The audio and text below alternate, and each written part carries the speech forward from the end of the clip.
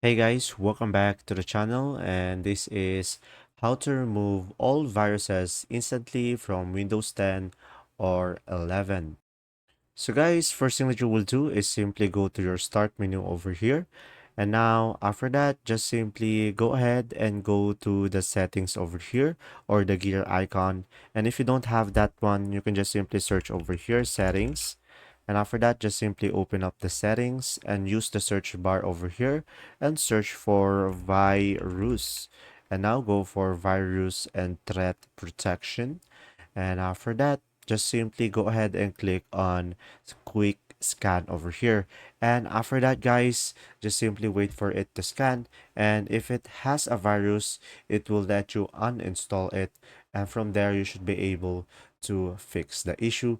And another option that you have is just simply go to the start menu again and search for run. And now from here, just simply click on over here, run. And now just simply provide over here clean mgr. So click on OK.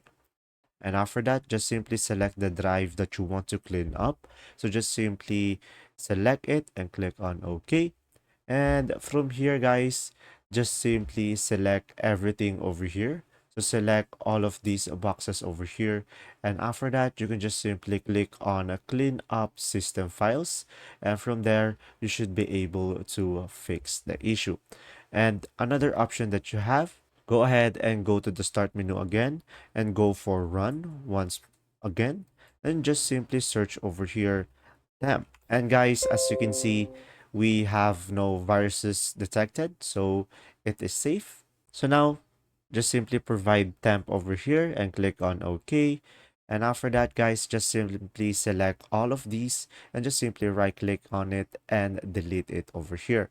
And from there, you should be able to fix the issue as well. If this video was helpful, please like and subscribe, and thanks for watching. See ya.